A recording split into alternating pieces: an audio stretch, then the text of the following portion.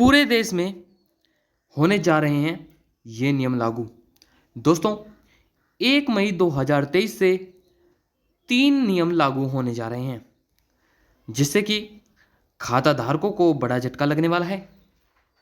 वो कैसे दोस्तों? अब जो खाता धारक हैं उन्हें ज़्यादा चार्ज देना होगा, यानी जब वह अपना पैसा निकालते हैं खाते से उसका ज़्यादा चार्ज देना होगा। और क्या क्या बदलाव होने जा रहे हैं इसकी संपूर्ण जानकारी इस वीडियो के माध्यम से आपको दी जाएगी। आपसे छोटा सा निवेदन है, अगर आपने अभी तक वीडियो को लाइक नहीं किया तो वीडियो को लाइक कर दीजिए और चैनल को सब्सक्राइब कर लीजिए। तो जानते हैं दोस्तों, बैंक में अगर आपका खाता है तो अब आपके लिए एक बुरी खबर निकल कर आ गई है। बैंक को लेकर कई बड़े बदलाव होने जा रहे हैं। 1 तारीख से बैंक से जुड़े नियम बदलने जा रहे हैं। बैंकों के द्वारा अब नए नियम लागू किए जाएंगे। तो दोस्तों, अगर आप भी एक खाता धारक हैं और किसी बैंक में आपका खाता है तो आपके लिए एक बुरी खबर निकल कर आ गई है। बैंक को लेकर कई बड़े बदलाव किए गए हैं, यानी 1 तारीख से बैंक के नियमों में बड़ा बदलाव होने जा रहा है। तो जान लेते हैं उनके नियमों के बारे में जो बदलाव किए गए हैं। अगर आपका bank account Punjab national bank में है तो आपको अब 1 तारीख से अतिरिक्त निकासी चार्ज देना पड़ेगा। एटीएम से जो भी आप पैसा निकालते हैं उसके नियम 1 तारीख से बदलने जा रहे हैं। अब सभी बैंक धारकों को झटका लगने वाला है।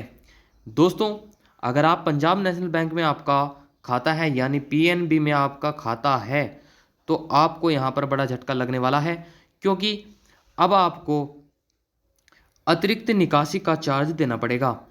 एटीएम से भी जो आप पैसा निकालते हैं उसके नियम में भी 1 तारीख से बदलने जा रहे हैं, जिससे कि खाता धारकों को बड़ा झटका लगेगा। तो जान लेते हैं उनके बारे में। ट्रांजैक्शन अगर फेल्ड हो जाता है तो आपकी उस शिकायत का समाधान मात्र 7 दिनों के अंतर्गत किया जाएगा।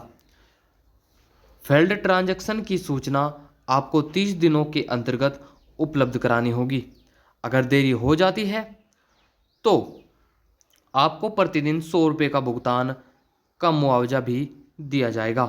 यानी दोस्तों, आपको बता दें कि अगर ट्रांजैक्शन जो होता है आपका फेल्ड हो जाता है तो उसकी शिकायत का समाधान जो बैंक है वह 7 दिनों के अंतर्गत कर देगा।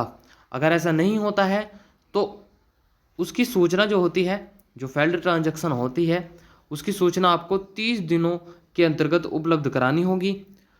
अगर उसके बाद भी देरी होती है तो आपको 100 रुपये प्रतिदिन का चार्ज बैंक के द्वारा दिया जाएगा, यानी आपको मुआवजा 100 रुपये दिया जाएगा।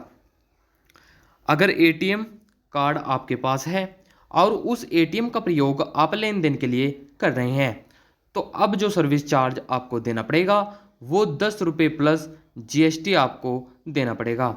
यानी दोस्तों, अगर आप एटीएम कार्ड धारक हैं, आप एटीएम कार्ड का यूज कर रहे हैं, प्रयोग कर रहे हैं, तो अब आपको सर्विस चार्ज देना पड़ेगा।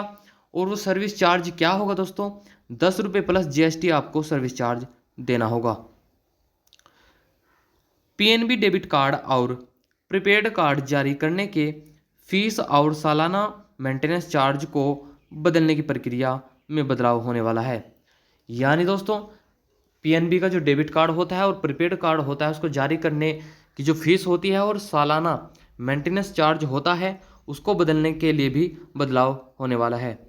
अगर आप शॉपिंग करते समय पीओएस और डेबिट कार्ड के माध्यम से पेमेंट कर रहे हैं तो अकाउंट में बैलेंस नहीं है, ऑटोनेशन फेल्ड हो जाता है, तो इस परिस्थिति में बैंक से ही कॉमर्स लेन देन पर जुर्माना लगाने की भी नियम लागू किया जाएगा।